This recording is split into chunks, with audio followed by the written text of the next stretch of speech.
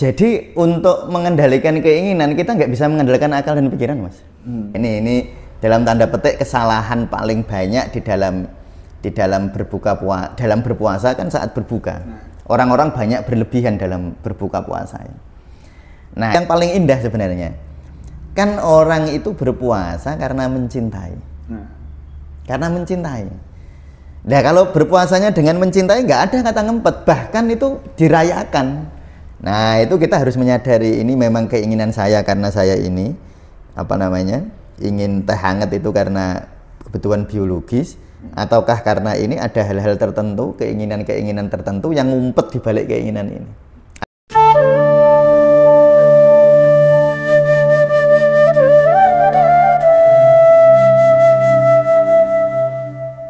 Assalamualaikum warahmatullahi wabarakatuh. Waalaikumsalam warahmatullahi wabarakatuh. Halo teman Sufi, kita kembali lagi di Ngrumat ngaji Rumi sebagai terapi.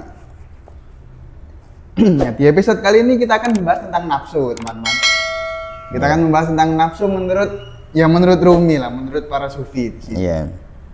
Bagaimana sih Rumi itu menafsirkan nafsu? Mari kita baca syairnya. Wahai raja-raja, kami telah membunuh musuh luar. Tersisa musuh dalam yang lebih buruk darinya. Untuk membunuh ini bukan kerja akal dan pikiran. Singa batin takkan dikalahkan dengan kelinci. Nafsu ini adalah neraka dan neraka adalah naga. Meskipun air lautan diberikan kepadanya, tetap saja kurang. Walaupun ia meminum 7 lautan, dahaganya tak akan berkurang, selalu membara. Batu-batu dan orang-orang kafir berhati batu, tenggelam dalam malu dan penderitaan. Neraka tak akan kenyang dengan segala makanan itu, hingga datang suara ilahi padanya. Sudah kenyang? Apa kau sudah kenyang? Katanya, masih belum dengan api ini, dengan bara ini, dengan keterbakaran ini. Ia menelan seisi dunia hanya dengan 1 suapan. Terdengar jeritan dari perutnya, apa masih ada? Betul-betul menggambarkan nafsu yang sangat serakah. Nah, bagaimana kita menakwilkan ini? Iya. Sebelumnya kita definisikan dulu ya, nanti jangan biar teman-teman Sufi tidak salah dalam memaknai kata nafas. Nah, dengan kata nafsu dalam bahasa Indonesia, nafas dalam bahasa Arab, dan nafsu dalam bahasa Indonesia itu berbeda jauh ya. Jadi kalau nafas dalam bahasa Arab itu maknanya kedirian. Makanya ada, dan diri itu justru ini yang diajak bicara oleh Allah tuh, ya ayatuhan nafsul mutmainnah. Jadi diri ya, dimaknani diri. Sedangkan kalau di dalam bahasa Indonesia nafsu itu kalau di tasawuf namanya syahwat. Syahwat ya. Jadi syahwat itu keinginan. Nah, cuma kalau syahwat di bahasa Indonesia kan syahwat itu birahi ya, atau yang berhubungan dengan seksual. Nah, kalau di bahasa Arab syahwat itu keinginan. Jadi lebih tepatnya kita maknani Rumi ketika bicara tentang nafsu di sini kita maknani keinginan ya. Keinginan ego. Ya, keinginan yang egoistik. Nah, itu nanti kita bahasnya di situ sehingga nanti kata nafas dalam bahasa Arab jangan ditranslate, tidak tepat jika ditranslate dalam bahasa nafsu dalam bahasa Indonesia ya. Nafas dalam bahasa Arab kalau ditranslate jadi diri. Syahwat dalam bahasa Arab kalau ditranslate bahasa Indonesia jadi nafsu. Nah itu ya. Ya sehingga nanti nggak tumpang tindih ininya ya, bahasanya. Nah di sini Rumi akan menjelaskan tentang keinginan yang yaitu tadi. Dia keinginan itu adalah dalam tanda petik ya, dalam tanda petik itu lawan yang jauh lebih kuat daripada lawan di luar. Makanya musuh dalam diri tadi. Ya, musuh dalam diri. Coba kita bayangkan ya, kalau pas puasa ini kan kita sebenarnya latihan ya Mas Fatih ya, latihan untuk tidak dijajah oleh keinginan ya. Kalau pas nggak puasa kan Mas Fatih mau makan apa saja asal punya uang kan ya dituruti aja ya. Mau makan bakso, kalau ada uang ya beli bakso. Kalau pengen makan cireng ya terus beli cireng gitu. Kita kan dijajah oleh keinginan. Tapi selama puasa kita itu dilatih, Mas Fatih, untuk kita tidak dijajah oleh keinginan itu.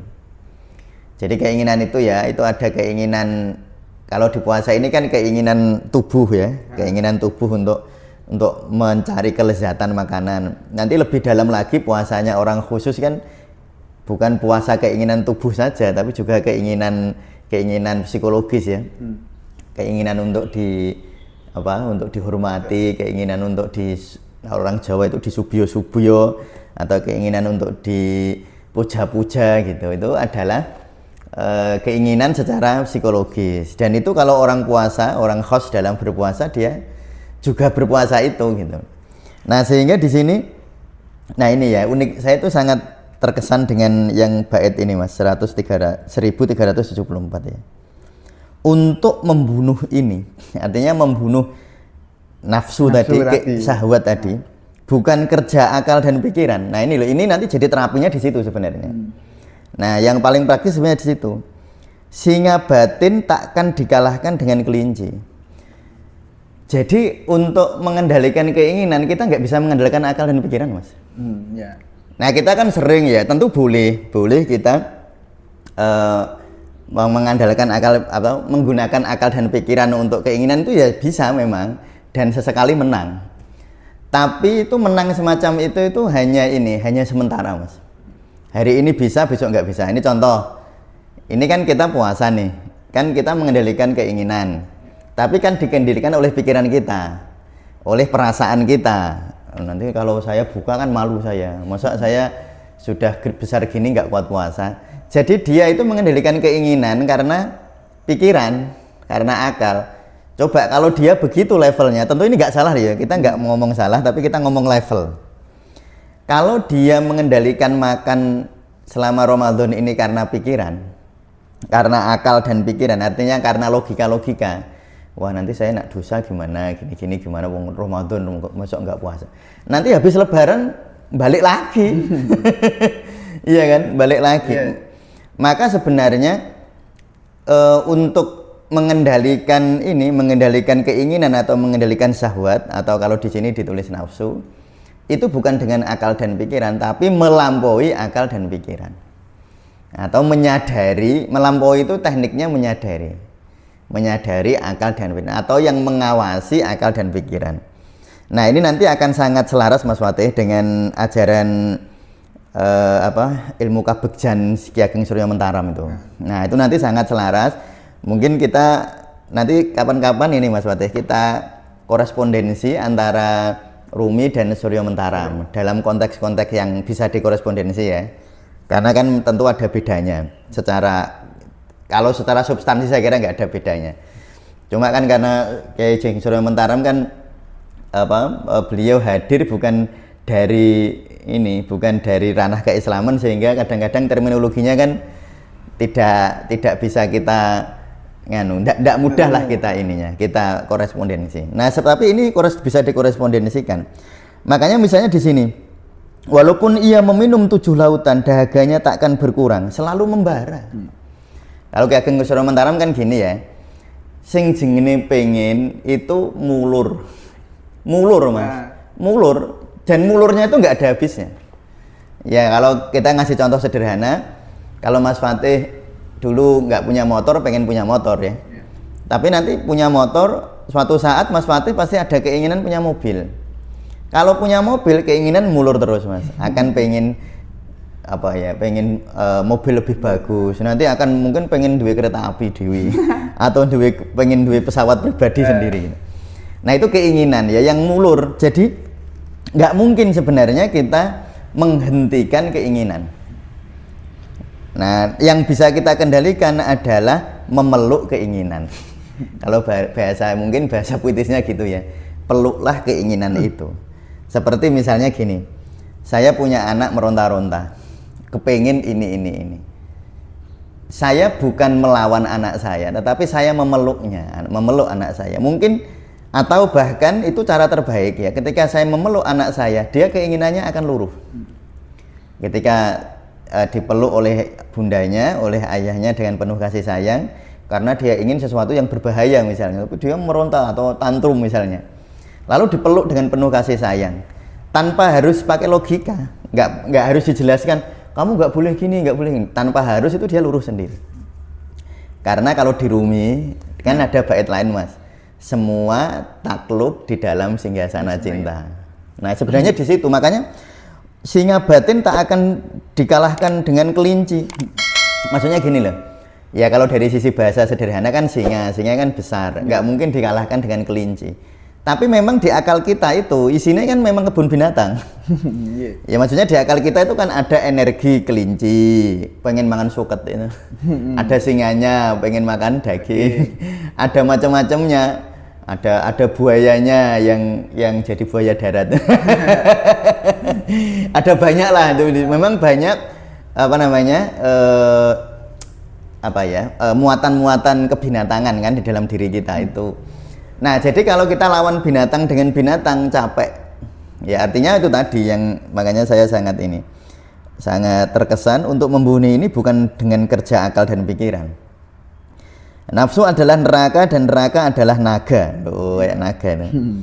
Jadi keinginan itu ya kayak naga, meskipun air lautan diberikan kepadanya ya tetap saja kurang, mulur terus maksudnya. Nah sehingga kalaupun kita mengalahkan dengan logika kita, tidak dikalahkan dengan cinta. Pokoknya di logika aja. Misalnya nih Mas Fatih ya, Mas Fatih pengen apa? Misalnya pengen mobil misalnya ya. Logika Mas Fatih kan yang melawan kan logikanya. Ojo saiki, saya kuliah. Nah, kan pakai logika ya. Keinginannya ditekan karena memang situasinya belum memungkinkan. Tapi keinginannya kan masih ada. Ya masih. Masih.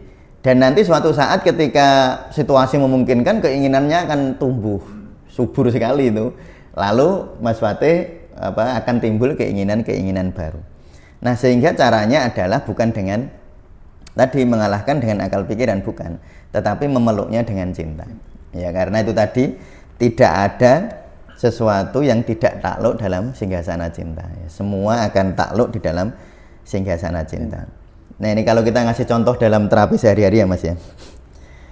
Bagaimana cara nerapi misalnya seorang anak yang keinginannya terus bertumbuh yang kadang-kadang merepotkan orang tua. Nah orang tua kan mungkin punya pilihan, satu mengancam anak, melawan gitu. Nggak bisa, pokoknya nggak boleh, nanti kamu gini. Nah orang tua dengan melawan, dengan dilawan dengan logikanya melawan logika anaknya ya toh. Nah karena dia powernya kuat ya anaknya kalah. Tetapi anak tidak keinginannya luruh, bukan karena dia luruh, tetapi karena ditekan tadi oleh orang tua. Nanti beresiko, yang kayak begini itu beresiko, bukan nggak boleh ya, bukan nggak boleh Mas Fatih, tapi beresiko terhadap ledakan di masa depan. Maka cara yang paling baik itu adalah orang tua menyayangi anaknya dengan cara-cara ruhania. Nah itu didekati dengan cinta suci loh ya. Bedakan cinta dengan memanjakan, beda. Memanjakan itu kita tidak ada pokoknya anakku seneng, tidak mempedulikan tidak mempedulikan pertumbuhan batin. Oh iya. Ya itu manja. Tapi kalau ini maksud saya enggak. Jadi di dalam batin orang tua yang dia harapkan, yang dia doa kepada Allah adalah pertumbuhan batin si anak. Nanti kalau dia harapannya begitu, nanti orang tua akan mempunyai sikap itu adalah yang tumbuh dari cinta. Nah, ketika orang tua mendekati dengan cinta tanpa disuruh, anak ini keinginannya akan luruh, Mas. Luruh tanpa dilawan, luruh dengan sendirinya. Nah, misalnya saya kan di tempat kita kan seringnya dikeluhi pasien begitu kan saya itu. Ada anak begini-begini. Nah, saya lalu melatih orang tuanya untuk bagaimana menghadirkan cinta. Entah menghadirkan lewat doa, entah menghadirkan lewat komunikasi sehari-hari, sehingga anak merasa dicintai. Nah, tanpa kita harus berdebat, anak kalau minta nggak akan maksa-maksa. Tidak akan seperti naga tadi. Ya, gitu ya. Jadi, kalau pendekatan paling baik ya menurut Rumi bukan akal pikiran. Ya, pendekatan terbaik ya pendekatan cinta. Apalagi nanti kalau kita lanjutkan kan nanti ada mungkin insya Allah minggu depan mungkin kita bisa lanjutkan lagi tentang kun fayakun itu. Jadi yang bisa yang bisa ngalahke dalam tanda petik ya, yang bisa menundukkan apa nafsu atau syahwat ya kun fayakunnya Allah. nanti kita bahas itu. Nah, ini yang jelas dijelaskan di sini sampai berapa bait ini Mas Fatih ya? Sampai ini, ia menelan seisi dunia hanya dengan satu suapan. Seisi dunia sudah ditelan dengan satu suapan, masih menjerit perutnya kok. Apa masih ada lagi nggak loh gitu. Ya coba ya. Sudah seluruhnya seakan-akan itu sudah seluruhnya ditelan oleh dia. Walaupun ia meminum 7 lautan, dahaganya tak akan berkurang, selalu membara. Batu-batu dan orang-orang kafir berhati batu tenggelam dalam malu dan penderitaan. Kan batu itu kalau di lautan kan tenggelam. Kita nggak akan bisa mengikuti aliran lautan jika kita membatu gitu. Yeah. Kalau membatu nanti tenggelam dalam lautan. Nah, sehingga gitu Mas Fatih. Kira-kira penakwilan kita itu begitu. Ya. Nah, ya kita hubungkan dengan puasa kali ini, Ram. Iya. Ya sering kali kan kita ketika berpuasa ya dari subuh sampai maghrib. Itu kan ya kan menahan. Karena juga kita kan menahan nafsu. Tapi kan mungkin di selang-selang waktu itu kita kan punya kepinginan. Iya, betul. Wah, aku kok buka ini pakai es cendol, nanti makannya apa tahu tek apa gitu ya. Iya. Oh, nanti setelah pas buka langsung diserang. Itu kan ya kayak artinya kita membebaskan nafsu kita. Ya, awalnya ngempet itu. Nah, yang gitu-gitu itu loh, apa namanya ya? Ya apakah diperbolehkan atau gimana? Ya kalau boleh ya boleh, memang harus begitu ya. Kalau memang levelnya masih segitu. Makanya kalau dalam puasa itu kan levelnya ada puasanya orang awam, ada puasanya orang khos, ada puasanya orang khawasil khawas. Nah kayak gitu kan puasanya orang awam, dimaknani menahan itu dimaknani ngempet. Coba kita begini, kalau seseorang misalnya, ini saya kasih contoh aja ya, yang biar kita lebih jelas. Ada anak dia tidak tidak melakukan kesalahan atau sebut saja dia tidak minum minuman keras. Karena takut ketahuan orang tua. Oke ya? Itu level orang awam tuh. Dia nggak mau dosa karena dia nggak mau dia tetap mau puasa karena takut, karena ketakutan atau karena malu. Nah itu sebenarnya kan orang mengamalkan sesuatu bukan berdasar cinta. Dasarnya adalah dasar ketakutan. Nah ketika sumber ketakutannya hilang, ya meledak. Ya kayak tadi, ketika adzan maghrib, Allahu Akbar, itu kan seakan-akan itu, wah sudah boleh. Lalu kita, ya ini dalam tanda petik kesalahan paling banyak di dalam berpuasa kan saat berbuka. Orang-orang banyak berlebihan dalam berbuka puasa. Nah itu berarti kan puasanya orang awam yang menahan diri karena yaitu malu. Ya, dia puasa itu begitu. Nah, modelnya kayak gitu. Jadi kalau salah enggak Mas Fatih.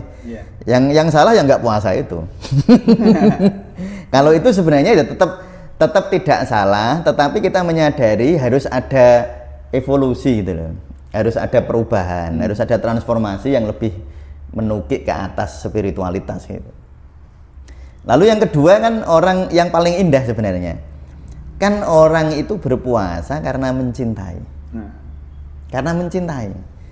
Nah kalau berpuasanya dengan mencintai nggak ada kata ngempet, bahkan itu dirayakan. Rasa lapar itu bahkan dirayakan Mas Wati. Rasa lapar itu bahkan disyukuri. Nah misalnya saya kasih contoh yang kemarin ya. Ada seorang pemuda jatuh cinta kepada gadis. Si gadisnya telepon, Mas tolong jemput saya. Hujan-hujan. Tetapi dia hujan-hujanan itu nikmat loh Mas. Nah, hujan-hujanan itu nikmat karena dia melakukan tadi penjemputan kepada kekasihnya saat hujan itu, yang mendorong adalah dorongan cinta. Bahkan hujan-hujan itu nikmat, nek esok neh. Kalau bisa besok lagi, kalau bisa sehari-hari begini gitu. Nah, orang puasa jika yang mendorong dia berpuasa adalah kecintaan atau mahabbah kepada Allah, puasa jadi keindahan dan hampir tidak mungkin dia berlebihan. Orang berlebihan itu karena ngempet loh Mas. Kayak Mas Fatih itu ngempet marah sama seseorang karena orangnya masih ada backingnya, Mas Fatih nggak berani melawan ya. Tapi ketika backingnya nggak ada, Mas Fatih itu kalau membalas dulu dipukul 1 kali, Mas Fatih mungkin membalasnya 2 kali ya karena ngempet. Ngempet itu kayak gini Mas, tahu per ya? Iya. Per itu segini per itu segini. Kalau sampean tekan terus, nanti lonjakannya nggak segini loh Mas. Lonjakannya segini. Iya.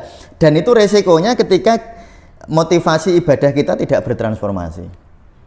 Kalau motivasi ibadah kita itu terus penekanan, ya karena kita takut dalam artian psikologis ya. Karena takut itu nanti dimaknani khosyah dalam tasawuf itu takut yang indah, takut cinta. Bukan takut bukan takut psikologis. Mas Fatih misalnya takut sama dosen, itu takut psikologis itu. Tapi kalau takut dalam artian tasawuf itu indah ya. Nah, jadi ini itu jangan dimaknani itu. Maknanya takut. Jadi ada seorang anak, ada seorang mahasiswa melakukan kebaikan karena ditekan oleh dosen. Takut nilainya jelek. Ketika sudah nggak ada ujian, ya nggak akan belajar lagi dia. Jadi kalau mahasiswa misalnya, dia itu kuliah karena takut bijinya elek, takut nilainya jelek.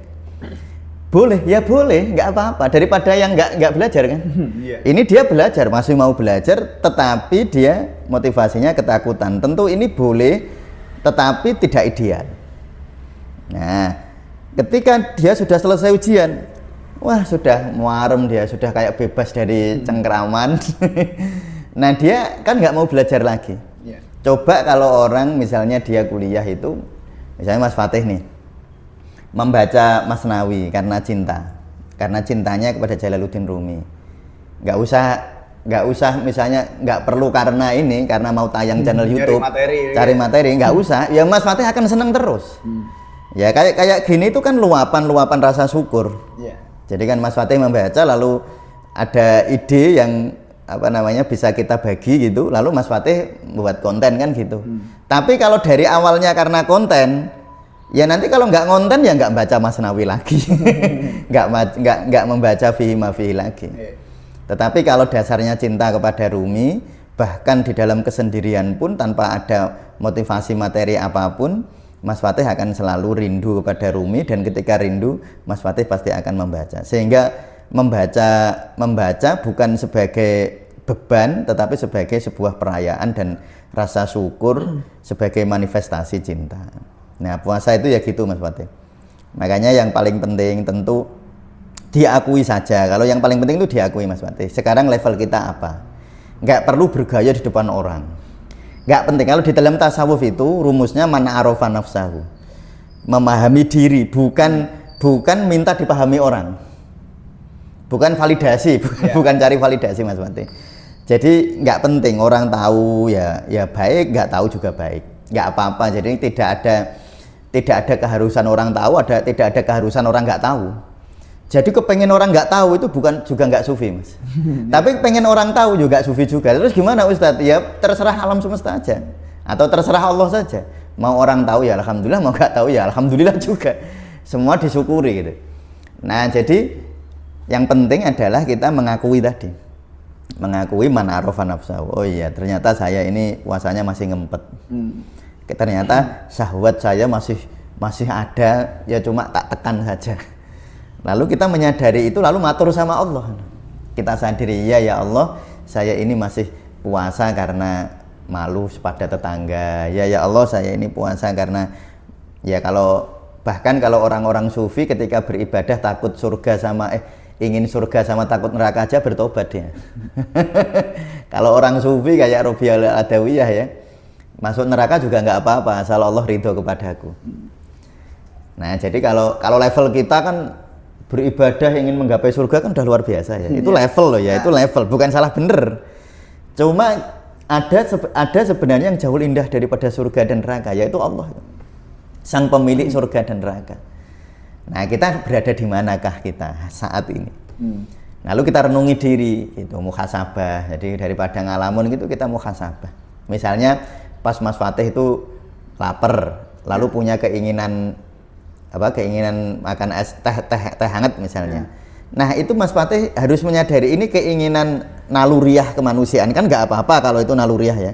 Atau karena ego saya. Karena begini Mas Fatih, orang makan itu makan itu level-levelan. Ada orang itu makan karena memang kebutuhan biologis, tapi ada orang makan karena kebutuhan validasi.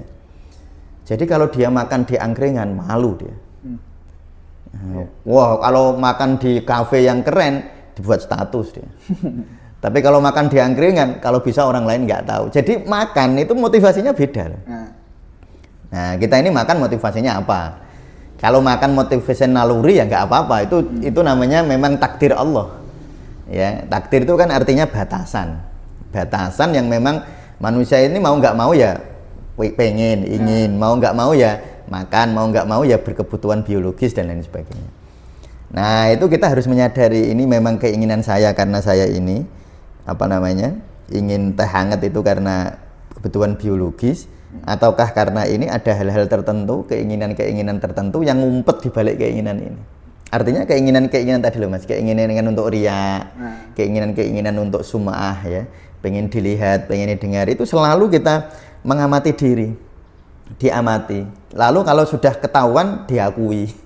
Oh iya, ternyata saya ini masih ngempet keinginan, belum mengendalikan keinginan, tapi masih menekan keinginan. Nanti suatu saat jika yang nekan hilang, ya meledak. Oh iya, saya masih begitu, matur sama Allah. Oh iya ya Allah, saya masih begitu. Kalau ternyata sudah nggak perlu ngomong sama orang. Kalau saya sih nggak gitu, nggak usah gitu, nggak usah gitu. Karena orang tahu itu sama sekali nggak membantu, Mas. Orang tahu ya nggak membantu, orang nggak tahu ya nggak membantu. Kalau untuk persoalan spiritual ya, ini tentu nanti persoalan bisnis, persoalan beda. Tapi kalau untuk persoalan spiritual, pertumbuhan spiritual, orang tahu atau tidak tahu nggak membantu dan nggak menghalangi. Itu betul-betul tergantung diri kita. Nah gitu Mas. Oke. Jadi gitu teman-teman ya. Ya syahwat atau nafsu dalam Masnawi ini ya itu tadi tidak ada habisnya. Keinginannya tidak ada habisnya. Dan cara kita melampaui adalah bukan dengan akal pikiran, tapi kita harus melampaui akal dalam pikiran itu. Dan dalam puasa, ya kita tidak apa-apa.